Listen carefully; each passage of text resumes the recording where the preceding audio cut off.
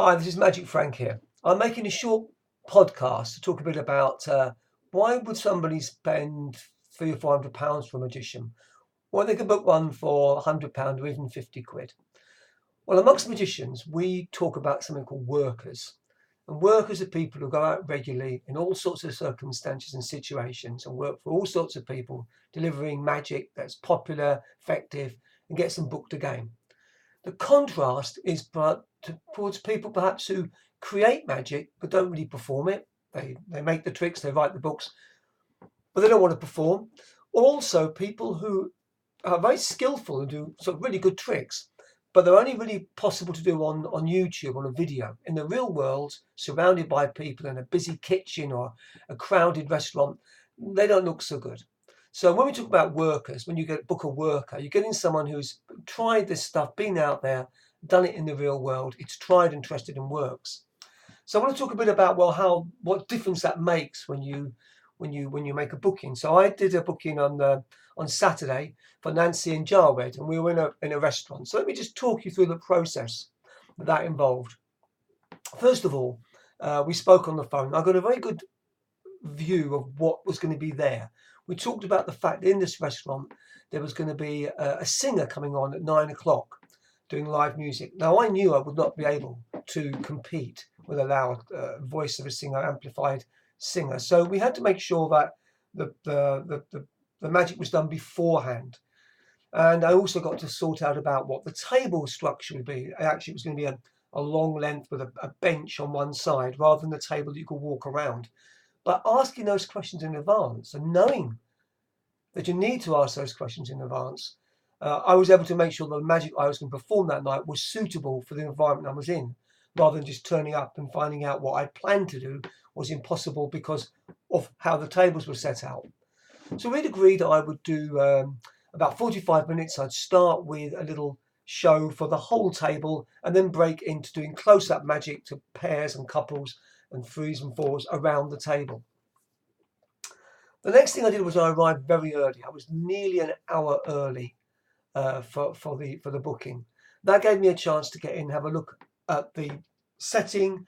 I had a chance to talk with the waiter, the head waiter, and make sure that he understood I was going to be there, that I would step back out of the way whenever the staff were going to deliver food, because obviously it's all about the food in the restaurant, not about me. So I don't want to get in their way. I understand that they've got a job to do.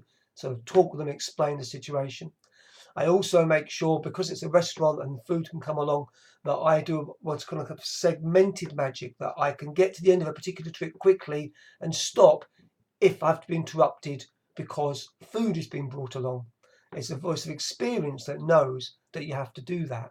For that matter, I'd already talked with Nancy and discovered that she'd already ordered the food in advance, which again, if you don't know that, or if you're not allowing for that, could interrupt the flow of the evening, or it might mean that you'd start and have to stop while everyone went through the menu, deciding what they wanted.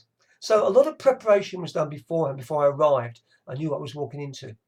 However, once I got there, I quickly discovered a slight problem.